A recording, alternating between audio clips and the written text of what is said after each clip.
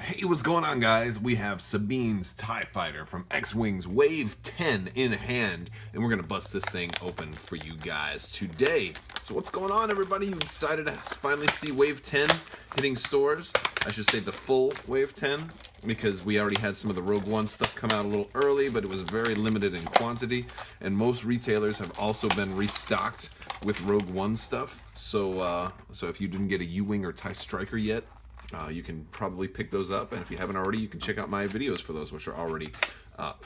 So first things first, let's check out the TIE Fighter. Now this is exactly the same as a normal TIE Fighter as far as the model goes, except for the paint, obviously. The inside is totally painted out, and there's a lot of detail in here. Look at this, man. This is amazing. The paint job is just like crazy. So just like it was in Star Wars Rebels, we have it, and you know, because that's just what we needed, more TIE Fighters, right? How many of you are like sick of having TIE Fighters at this point? There's been so many TIE Fighters that have come in expansions between the core set, the TIE Fighter expansion, the Gazanti, the second core set, the second TIE Fighter expansion, the TIE SF, and now this. Oh my goodness. All right. And they all look pretty much the same. So we've got our chits, our little cardboard inserts. We've got some ion tokens, and we've got some stress. We've got a special token here, TIE Fighter dial. It's just the same as a normal TIE Fighter dial. All right, and then this is probably going to be for our condition card, because they have conditions now. So conditions are basically a new way for them to make new types of cards. So here's our little reference card for condition cards. Okay, they're assigned to a ship and upgrade cards that represent persistent game effects. A condition card is not in play until a game effect assigns it to a ship. When a condition card is assigned, its text immediately resolves. And, you know, I'll just let you read the rest of there. But basically, they're kind of self-explanatory, but it's a whole new thing. And basically, that's what this is going to be for. So let's look at our pilots first. First off, we got Ahsoka. Ahsoka Tano. All right. Awesome. Now this is just like a normal TIE Fighter. It's only a 2 attack, 3 agility, 3 hull, no shields. Ahsoka comes in at pilot skill 7. She does have an EPT, and she's only 17 points. At the start of the combat phase, you may spend a focus token to choose a friendly ship at range 1. It may perform a free action.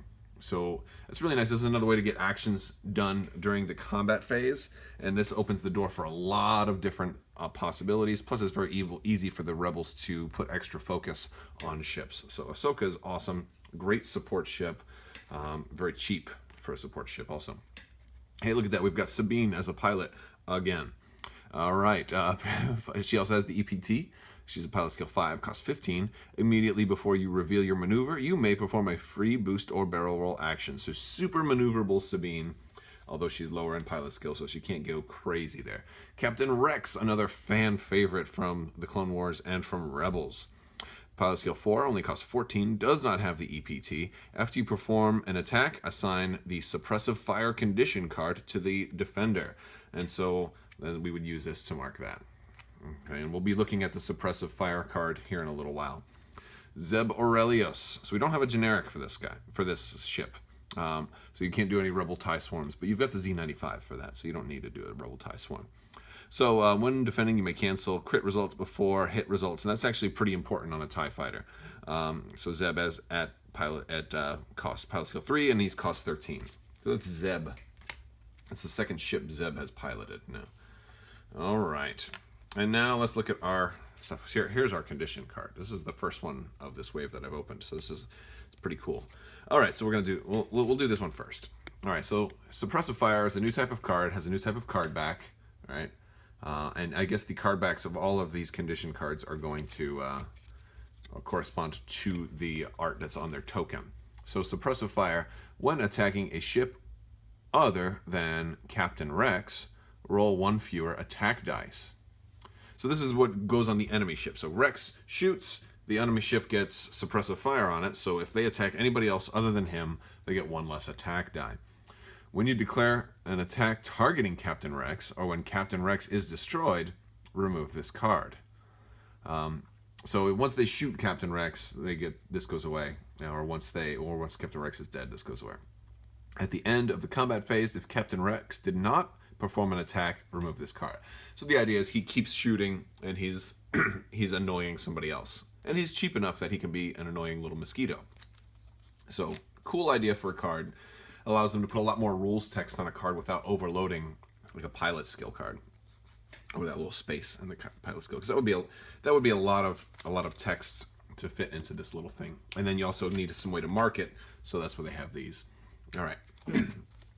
So, we've got Captain Rex as a crew. He only costs 2. And Captain Rex is rebel only. After you perform an attack that does not hit, you may assign 1 focus token to your ship. So that's kind of cool. Obvious pairing with Gunner, right?